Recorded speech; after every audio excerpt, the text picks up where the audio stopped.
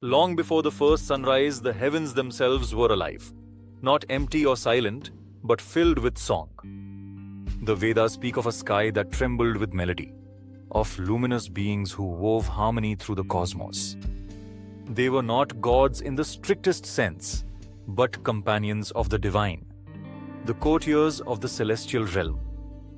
These were the Gandharvas, the Apsaras, and the winged guardians who carried the will of the gods across creation. To the ancients, they represented the beauty of order, grace, and divine service. To those who listened closely, they revealed how heaven itself mirrored the drama of the earth. Garuda, the devourer of serpents, at the heart of the sky beat the wings of Garuda, the great eagle.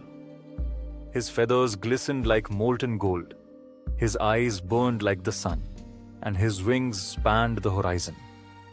Born of Vinata, the mother of eagles, and Kasyapa, the sage of cosmic wisdom, Garuda came into being with a single purpose: freedom.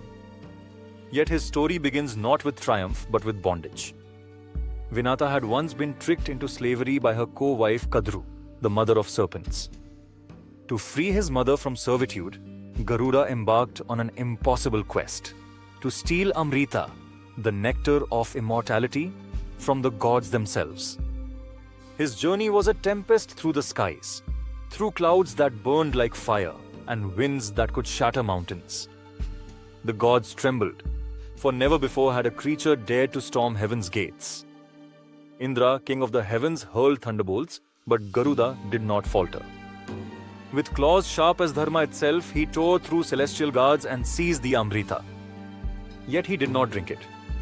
Instead, he carried it to the serpents, his mother's captors, demanding her freedom as the price of their immortality.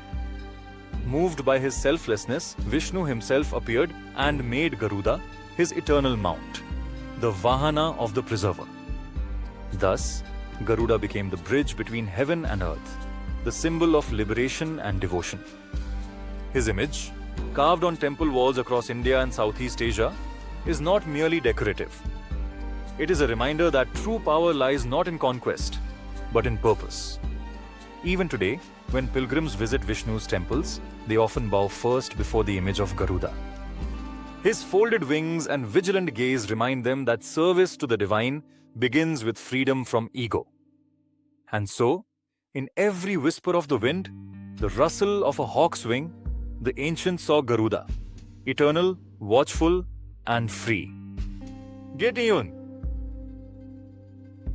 Apsaras and Gandharvas, the dancers of heaven. If Garuda ruled the skies with strength, the Apsaras and Gandharvas ruled it with grace.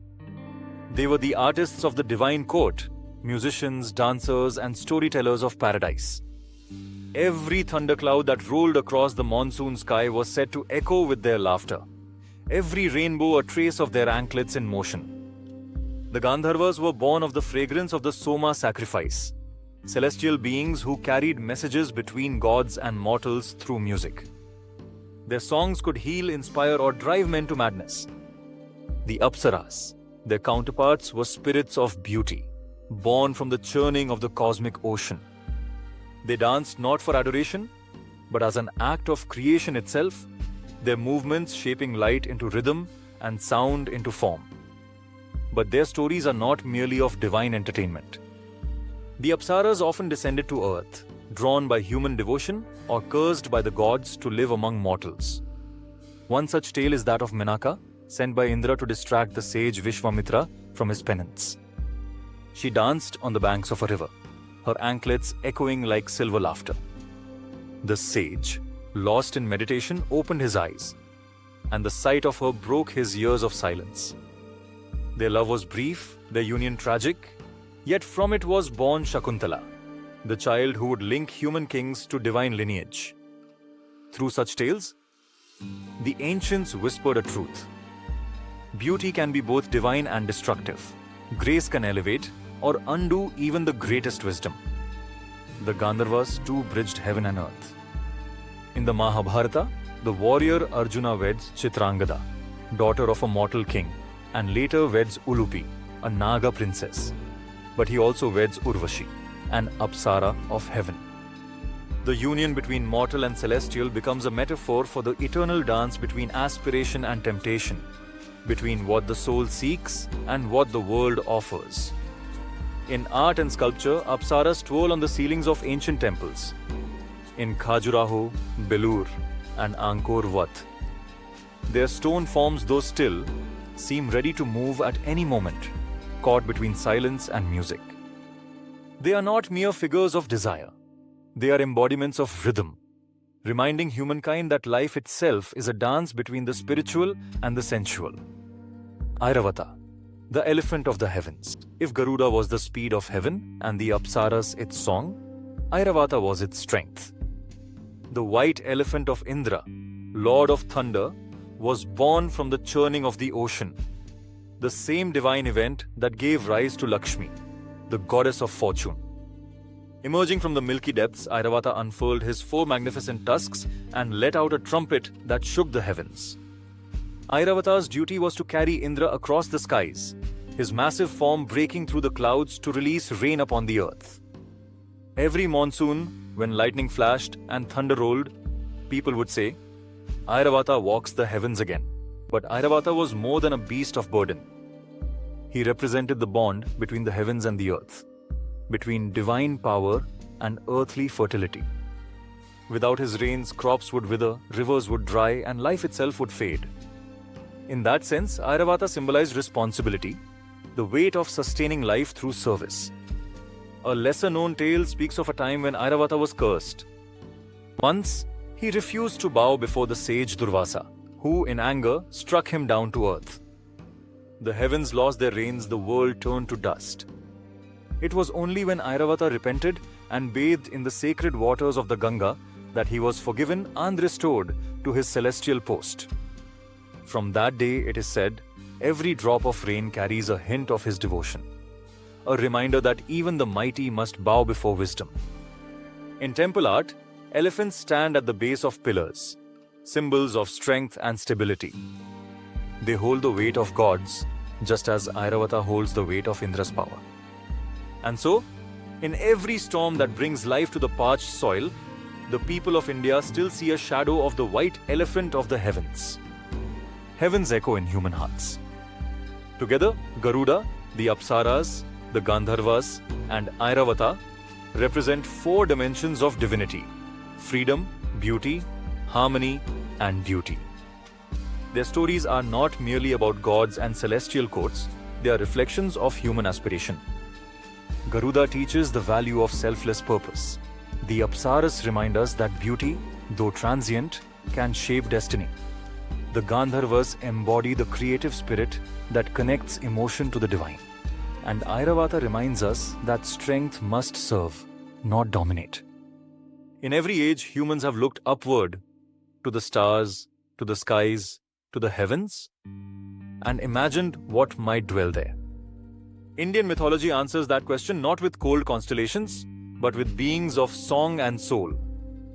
They live not just in the clouds above us, but in the longings within us, our yearning to fly, to create, to love, and to serve. The celestial beings are the first voice of creation, the divine harmony that sets the rhythm for all existence. And as their stories fade into the next realm of myth, into the forests and shadows of serpents and shapeshifters, we are reminded that the heavens and the underworld are not opposites, but parts of the same cosmic song. The serpents and the shapeshifters in Indian myth, creation is never still. Every being, god, demon, or mortal, carries within it the possibility of change. Mountains move, rivers turn to stone, and serpents shed their skins to be born anew. Transformation, both physical and spiritual, is woven into the fabric of existence.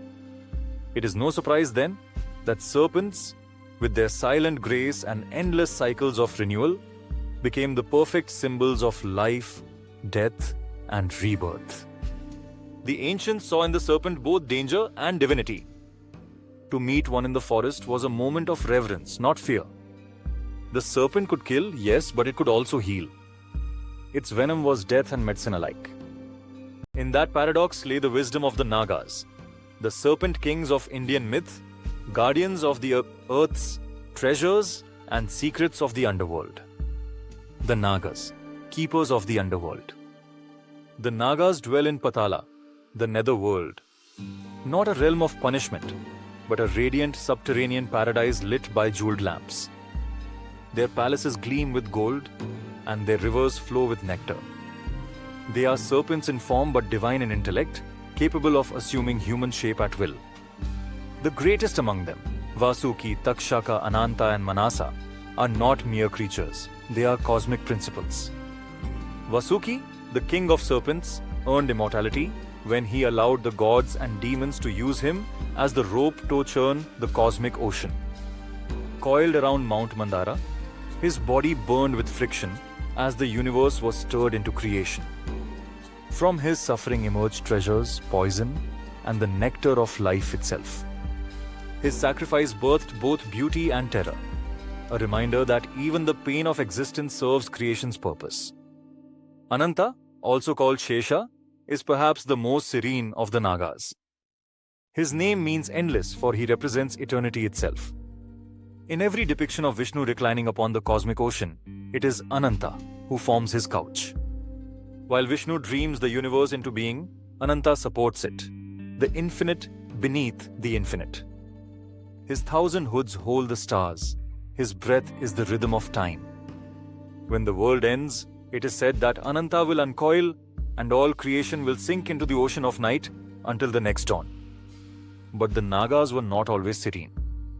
Takshaka, the serpent king of the Mahabharata, was vengeance incarnate. When King Parikshit, in a moment of arrogance, mocked a sage, the sage's son cursed him to die by snakebite. Takshaka became the instrument of that curse, striking the king even through the protection of magic. Yet his act was not simple malice. It was the fulfillment of fate. In Indian myth, the serpent is not the villain. He is destiny itself, slithering silently to remind kings and commoners alike that every deed has its consequence. Across India, Nagas are still worshipped as protectors of water and fertility. Small shrines, shaped like coiled snakes, stand near wells, ponds, and banyan trees. On Naga Panchami, villagers offer milk and flowers to them, seeking protection for their crops and families. Beneath the ritual lies a profound ecological truth. The serpent, guardian of water and soil, embodies nature's lifeblood. To harm the serpent is to disrupt the balance of the world. The shapeshifters between forms between worlds. If the Nagas teach us constancy through renewal, the shapeshifters teach us fluidity, the power to transcend boundaries. Indian myth is filled with beings who cross lines of form, gender, and morality. They remind us that the self is not fixed, it is a current flowing between opposites. The most divine of shapeshifters is Mohini, the enchanting female form of Vishnu. When the gods and demons fought over the nectar of immortality, Vishnu transformed into Mohini, a being of breathtaking beauty. Her eyes shimmered like moonlight, her laughter rippled like waves. So captivating was she that even the gods forgot themselves. She offered the nectar to the gods while mesmerizing the demons with her grace, restoring balance to the cosmos through illusion. Yet Mohini's story does not end in trickery. In the Bhagavata Purana, even Shiva is enchanted by her. Their union births Ayyappa, the divine child of paradox, born of both Vishnu and Shiva, male and female, illusion and truth. Through this story, the ancients whispered that divinity transcends gender, and that transformation is not deceit, but revelation. Among mortals too, shapeshifting is both curse and blessing. Consider Jatayu and Sampati, the two vulture brothers of the Ramayana. Once they soared too close to the sun, challenging the heavens themselves. Sampati spread his wings wide to shield his younger brother, and in doing so, his feathers were burned away. He fell to earth, crippled but wise. Jatayu, years later, would give his life fighting Ravana to save Sita, a mortal bird embodying divine courage. Though not shapeshifters by will, they symbolize transformation through sacrifice, the evolution of spirit through suffering. Cursed transformations. When fate demands a change, in Indian myth, transformation often comes as punishment or redemption. Curses and boons are the same power in opposite robes. A king may become a deer for his arrogance, a god may take birth as a mortal for his compassion, and a demon may gain heaven through devotion. The boundary between divine and human is porous, ever shifting. One haunting tale tells of Ulupi, a Naga princess who fell in love with the hero Arjuna. When he spurned her, she used her magic to drag him beneath the river into her realm. There she confessed her love and won his heart. Their union was brief but transformative. Arjuna gained from her the ability to breathe underwater and the understanding that love can bridge even the deepest divides. Their son, Ravana, would later sacrifice himself in the Mahabharata war, an act so noble that the Nagas themselves mourned. Then there is the story of Kaliya, the serpent who poisoned the Yamuna river. When Krishna was a boy, he dove into the dark waters to confront the serpent. The battle was fierce, the river churned, and poison filled the air. Yet Krishna, dancing upon Kaliya's heads, subdued him not through death, but through grace. He spared the serpent, commanding him to leave the river and live peacefully elsewhere. Kaliya's transformation was not of body, but of soul, from arrogance to humility. Each of these tales hides a philosophy that change is the essence of survival, and compassion is the highest form of strength. The symbolism of the serpent. Why? Across cultures, does the serpent endure as such a powerful symbol? In Indian thought, it is because the serpent embodies Kundalini, the coiled energy that lies dormant at the base of every human spine. When awakened through knowledge and meditation, this energy rises like a serpent through the chakras, uniting the earthly and the divine. Thus, every snake in myth is also an aspect of the human psyche, our fears, desires, and potential for transcendence. The Nagas of legend are not just creatures of the underworld. They are guardians of inner realms. To dream of a serpent, say the old mystics, is to glimpse one's own power waiting to awaken. To kill one is to deny that power. To revere one is to embrace it. The lesson of transformation, the serpent teaches stillness in motion, power in restraint. The shapeshifter teaches flexibility in identity, humility in change. Together, they whisper the deepest truth of Indian mythology, that reality is fluid, and the divine is not a fixed form, but a constant becoming. From the cosmic coils of Ananta to the dancing grace of Mohini, from the vengeance of Takshaka to the redemption of Kaliya, every serpent and shapeshifter reminds us that life itself is a series of metamorphoses. What we fear as endings are merely new skins being shed. The beasts of war and wisdom. The forests of ancient India were more than mere wilderness. They were sanctuaries of spirit, teeming with creatures that spoke the language of gods and men alike. Here, under the shade of banyans and peepal trees, the boundaries between human and animal faded. A monkey could be a sage, a vulture a warrior, and a bear a general in a divine army. In these stories, animals are not lesser beings. They are mirrors of the human soul, embodiments of virtues we aspire to and instincts we have forgotten. Among them, none shine brighter than Hanuman, Jatayu, and the noble tribe of the Vanaras, whose loyalty and valor changed the fate of worlds. Hanuman, the immortal servant of faith among all mythical beings of the Indian epics, Hanuman stands as the eternal symbol of devotion and strength. Born of the wind god Vayu and Anjana, a celestial nymph cursed to live on earth, Hanuman was destined to embody divine energy in mortal form. His birth was a storm. The air itself trembled, and mountains bowed as the infant opened his eyes. As a child, Hanuman's boundless curiosity led him to leap toward the rising sun, mistaking it for a ripe fruit. The gods watched, both amused and alarmed, as he soared higher and higher until Indra struck him with his thunderbolt. The blow left a scar on his chin, Hanu, from which his name was born. Yet instead of death, Hanuman received blessings from every god, wisdom from Surya, strength from Indra, and immortality from Brahma. Thus began the tale of the world's most devoted servant. When the Ramayana unfolds, Hanuman appears not as a mere monkey warrior, but as the heart of Rama's mission. When Sita is abducted by Ravana, it is Hanuman who leaps across the ocean, an act no god, demon or man had dared before. The leap itself is more than physical, it is spiritual. Each mountain he crosses whispers a question. Can devotion overcome doubt? And with every bound, Hanuman answers, yes. In Lanka, he finds Sita imprisoned, her faith unwavering. Bowing before her, he delivers Rama's message, igniting hope in her heart. Before returning, he allows himself to be captured, his tail set aflame by Ravana's soldiers. Laughing, Hanuman uses that very fire to burn the golden city, proving that even punishment can become the instrument of justice. But Hanuman's greatest moment comes not in battle, but in humility. When Rama is crowned king after the war, gifts are bestowed upon all. Yet Hanuman asks for nothing. Rama, moved, embraces him, declaring, "Wherever my name is sung, there you shall dwell." And so it is. Hanuman lives on, immortal not in body, but in faith.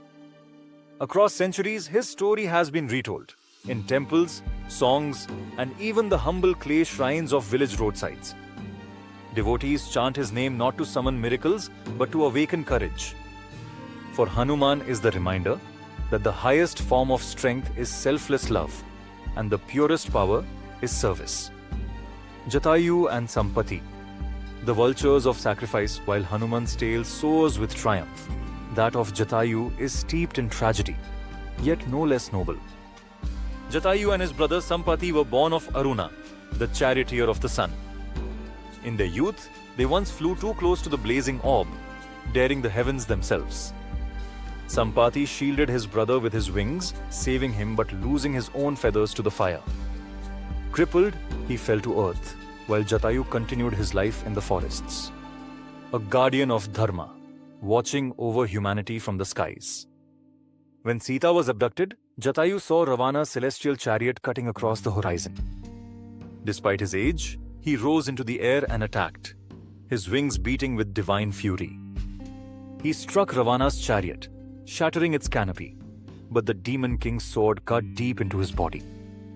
As blood rained down, Jatayu fell, not defeated, but fulfilled. When Rama found him moments before death, Jatayu used his last breath to reveal the direction of Sita's capture. In that moment, the dying vulture became the embodiment of sacrifice, an aged creature who dared to fight the might of a demon for the sake of a stranger. Rama wept, performing Jatayu's last rites with his own hands, a gesture reserved only for the most honored of souls. Far away, Sampati, still grounded and broken, heard of his brother's death. His grief transformed into purpose. Using his divine sight, he guided Rama's army toward Lanka, fulfilling his brother's final mission. Thus, even in loss, the two vultures found redemption. Their story is a reminder that heroism is not measured by victory, but by the courage to stand for what is right, even when the outcome is certain death.